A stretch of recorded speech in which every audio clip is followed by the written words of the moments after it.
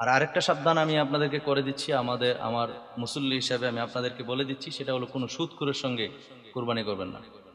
কোনো সুদখোরের সঙ্গে কি হবে না, কুরবানি দিবেন না। এটা হারাম। সে হারাম, যে হারাম ইনকাম করে, খাবার খায় হারাম, ঠিক আছে, তার খাবার হারাম, তার আয়কৃত যেটা সে উপার্জন করছে এটা হারাম। তো হারাম জিনিস দ্বারা তো তার সাথে কুরবানি করলে আপনার পুরো কুরবানি বাতিল হয়ে যাবে। সুতরাং কোনো সুদখোর ঘুষখোরের সঙ্গে কুরবানি চলবে না। মনে রাখবেন, এটা খুব সেন্সিটিভ বিষয়। আপনি 7 শরীকে আপনি 7টা নামে কুরবানি দিতে পারবেন, ঠিক আছে, বৈধতা আছে। 7 জনের মধ্যে 6 জন ঠিক আছে, একজনের টাকা হারাম ঢুকছে, সুদখোরের টাকা, হারাম টাকা ঢুকছে, তাহলে আপনার কুরবানি বাতিল। যেখানে নবী করিম সাল্লাল্লাহু আলাইহি সাল্লাম বলছেন, ক্বালা রাসূলুল্লাহ সাল্লাল্লাহু আলাইহি ওয়া আলিহি ওয়াসাল্লাম, লা ইয়াদখুলুল জান্নাতা লাহমুন নাবাতা মিনাস সুহতি ওয়া কুল্লু লাহমিন নাবাতা মিনাস সুহতি কানাতিন নারু আওলা বি। নবী করিম সাল্লাল্লাহু আলাইহি সাল্লাম বলেছেন, ওই ব্যক্তি জান্নাতে প্রবেশ করবে না যার হারাম খাবার দ্বারা 1 ফোঁটা রক্ত কিংবা 1 টুকরা গোশত শরীরে উৎপন্ন হবে। ওই ব্যক্তি বা ওই ফোঁটা রক্ত কিংবা ওই টুকরা গোশত, ঠিক আছে, যেটা হারাম দ্বারা উৎপন্ন হলো, জাহান্নামে না পুরা পর্যন্ত সে জান্নাতে যাবে না। তার মানে কি, আগে আপনি জাহান্নামে জ্বলতে হবে। তাহলে এইরকম ব্যক্তি, আর আমরা সুদ যারা খায় আর কি, খাইতে খাইতে খাইতে খাইতে এমন অবস্থা, সুদ তো আমাদের কাছে এখন বহু বহু মাওলানা সাহেবরাও সুদের ব্যাপারে দেখি ওয়াজ কমাই ফেলছে। আজীব হয়ে, মানে এগুলো আজীব বিষয়। মাঝে মধ্যে ভাবি যে একসময় সুদখোর, মানে সুদের ব্যাপারে খুব কঠোর ভূমিকা রাখতো, কিন্তু এখন সুদখোরের ব্যাপারে তেমন একটা কথা বলে না। তো এরকম যদি হয় তাহলে হবে না। এই ব্যাপারে আমাদেরকে সোচ্চার হতে হবে। যেখানে নবী করিম সাল্লাল্লাহু আলাইহি সাল্লাম বলছেন, 1 ফোঁটা রক্ত কিংবা 1 টুকরা গোশত যার দেহে উৎপন্ন হবে হারাম খাবার দ্বারা, আর সেই জায়গার মধ্যে মানুষ সুদ খাইতে খাইতে পুরো শরীরেই হারাম হয়ে গেছে, তার সঙ্গে কুরবানি আপনি কেন দিবেন? হবে না, এটাই নিশ্চিত, মানে এটাই সঠিক কথা। তাহলে সুদখোরের সাথে কুরবানি দেওয়া যাবে না। আর অনেক মানুষ আছে কুরবানি দেয়, কোন গরুর মধ্যে গোশত বেশি, গোশতের জন্য কুরবানি দেয়। এরকম যেন না হয়। গোশতের জন্য কুরবানি দিবেন কেন? আপনি ঠিক আছে গরুকে পছন্দ করবেন, কিন্তু আপনার নিয়ত যদি থাকে গোশত খাইবে, তাইলেও আপনার কুরবানি হবে না। 7 শরীকের মধ্যে 6 জনে যদি ঠিক থাকে, একজনও যদি নিয়ত করে যে আমি গোশত খাবো, তার টাকাও হালাল, তারপর আপনার কুরবানি হবে না। নিয়ত থাকতে হবে কি, আল্লাহর নৈকট্য লাভের জন্য। এর বাইরে কিছু না। আপনি দেখে শুনে যাচাই করে বাছাই করে সুন্দর দেখেন। আপনি সুন্দর, খালি সুন্দর দেখলেন, পাশাপাশি গোশত কম বেশি গোশতের উপরে হিসাব করে গরু বেচা কেনা করেন, তাহলে আপনার কুরবানি হবে না। গোশত তো আপনি খাবেনই, কিন্তু নিয়ত থাকবে কি, আল্লাহর সন্তুষ্ট, আল্লাহর নৈকট্য লাভ, ঠিক আছে। আপনার এই জন্য এককভাবে যদি কুরবানি দেওয়া যায় সবচাইতে নিরাপদ। কারণ আমি তো জানি না আপনার মনে কি আছে, আপনিও জানেন না আমার মনে কি আছে। যদি আমার টাকায় সমস্যা হয় তাহলে কুরবানি বাদ, যদি আমার নিয়তে সমস্যা হয় তাহলে কুরবানি বাদ, তাহলে অনেকগুলো কারণে কিন্তু কুরবানি বাদ হইতে পারে। সেজন্য খুব সাবধানতা অবলম্বন করবেন। কুরবানির গোশত বন্টনের ক্ষেত্রে খুব সাবধানতা অবলম্বন করবেন। আন্দাজ করে গোশত বন্টন করবেন না। যে কোনো পাল্লি, পাথর অথবা আপনার এই জাতীয় মিটারের মাধ্যমে মেপে তারপর গোশত বন্টন করবে সমান সমান। তবে হ্যাঁ, হাড্ডি ভাগ করার ক্ষেত্রে যদি আপনি আন্দাজ করে সমপরিমাণ আপনার ব্রেন বা আপনার বিবেক বলে যেন এটা সমান সমান দিছি, তাহলে সেই ক্ষেত্রে কনসিডার করা যায় বা সেটা জায়েজ আছে। কিন্তু গোশতের ক্ষেত্রে একদম সমান সমান হতে হবে, একদম নিথির, ঠিক আছে, মাপ একদম সঠিক হতে হবে।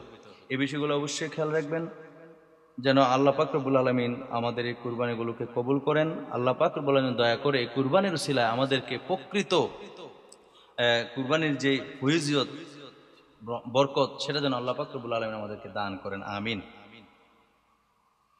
আরেকটা হাদিস শরীফ বলে দেই আপনাদেরকে, যেমন আম্মাজান আয়েশা সিদ্দিকা রাদিয়াল্লাহু তাআলা আনহা থেকে বর্ণিত, নবী করিম সাল্লাল্লাহু আলাইহি সাল্লাম ইরশাদ করেন, আদম সন্তান কুরবানির দিন কুরবানির চেয়ে আল্লাহর নিকট অধিক প্রিয় কোনো আমল করে না। তার মানে কুরবানির দিনে সবচাইতে উত্তম আমল হলো কুরবানি করা, ঠিক আছে, আল্লাহর কাছে প্রিয়, অধিক প্রিয়। কিয়ামতের দিন আল্লাহ তাআলা কুরবানিকৃত পশুকে তার শিং, তার খুর এবং পশম সহ উপস্থিত করবেন, সুবহানাল্লাহ।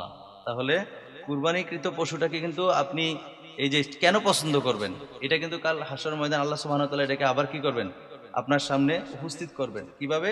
তার শিং, পা, খুর, পশম, যাবতীয় সব জিনিস নিয়ে, সুবহানাল্লাহ বিহামদি। তাহলে সেই ক্ষেত্রে আপনি পছন্দ করতে হবে ওইরকম সুন্দর প্রাণীটা।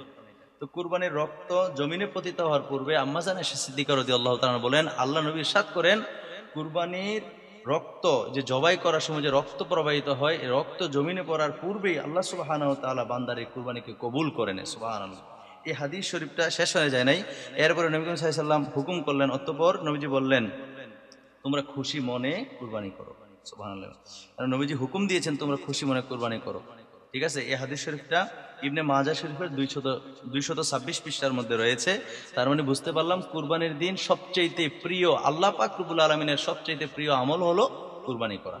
আর এই কুরবানির রক্ত জমিনে পড়ার পূর্বে আমার আল্লাহ সুবহানাহু ওয়া তাআলা তা কবুল করে নেন। সুবহানাল্লাহ।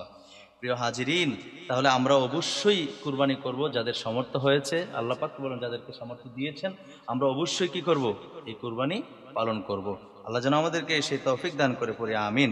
আর নবী করিম সাল্লাল্লাহু আলাইহি সাল্লাম অন্য এক হাদিস শরীফের মধ্যে পাওয়া, যেমন নবী করিম সাল্লাল্লাহু আলাইহি সাল্লামের একটা হাদিস হযরত আনাস রাদিয়াল্লাহু তাআলা থেকে বর্ণিত, তিনি বলতেছেন রাসূল সাল্লাল্লাহু আলাইহি সাল্লাম সাদা কালো রং মিশ্রিত বর্ণের শিং বিশিষ্ট দুটি দুম্বা বা ভেড়া কুরবানি করলেন। তিনি দুটিকে তার নিজ হাত মুবারক দ্বারা জবাই করলেন। সুবহানাল্লাহ।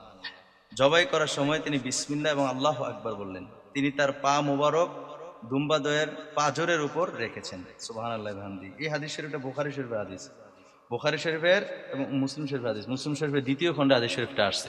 তাহলে নবী করিম সাল্লাল্লাহু আলাইহি সাল্লাম জবাই করার সময় কি বলছেন? বিসমিল্লাহ, আর বলছেন আল্লাহু আকবার। সুবহানাল্লাহ বিহামদি। অবশ্যই জবাই করার জন্য যেই আলেমগণ জবাই করে থাকেন তারা দোয়া পড়েন, তা দোয়াও আছে, কিন্তু দোয়া যদি কেউ নাও পড়ে বিসমিল্লাহ এবং আল্লাহু আকবার পড়ে তাহলে তার কুরবানি আদায় হয়ে যাবে। সুবহানাল্লাহ বিহামদি। নবী করিম সাল্লাল্লাহু আলাইহি সাল্লাম বলেছেন যে যাদের সমর্থ হয়েছে, সমর্থ থাকা সত্ত্বেও যে ব্যক্তি কুরবানি করলো না সে যেন আমার ঈদগাহে না আসে। ঠিক আছে, নবী করিম সাল্লাল্লাহু আলাইহি সাল্লামের একটা হাদিসে মুবারাকার মধ্যে পাওয়া যায়, নবী সাল্লাল্লাহু আলাইহি সাল্লাম বলেছেন যে যাদের সমর্থ আছে, সমর্থ থাকা সত্ত্বেও যে ব্যক্তি কুরবানি করবে না, নবী সাল্লাল্লাহু আলাইহি সাল্লাম বলেন সে যেন ঈদগাহে না আসে। ইবনে মাজাহ শরীফের একটা হাদিস শরীফ আছে, হাদিস শরীফটা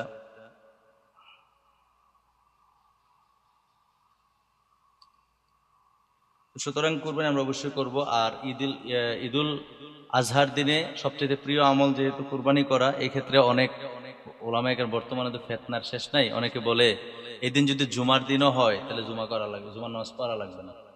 নাউজুবিল্লাহ বলেন, মানে জুমার দিন যদি কুরবানির দিন হয় তাহলে সবচেয়ে প্রিয় আমল কুরবানি করা, তাহলে জুমার নামাজ না পড়লে হবে, জোহর পড়লে হয়ে যাবে। নাউজুবিল্লাহ। এরকম যেন না হয়, এগুলো ভুল কথা, এই ভুল কথা কান দিবেন না। আমাদেরকে আমাদের কুরবানি যেন সঠিকভাবে আল্লাহ করার তৌফিক দান করে, আমিন সুম্মা আমিন। আসসালামু আলাইকুম ওয়া রাহমাতুল্লাহ। ঠিক আছে, নবী করিম সাল্লাল্লাহু আলাইহি সাল্লামের একটা হাদিসে মুবারাকার মধ্যে পাওয়া যায়, নবী সাল্লাল্লাহু আলাইহি সাল্লাম বলেছেন যে যাদের সমর্থ আছে, সমর্থ থাকা সত্ত্বেও যে ব্যক্তি কুরবানি করবে না, নবী সাল্লাল্লাহু আলাইহি সাল্লাম বলেন সে যেন ঈদগাহে না আসে। ইবনে মাজাহ শরীফের একটা হাদিস শরীফ আছে, হাদিস শরীফটা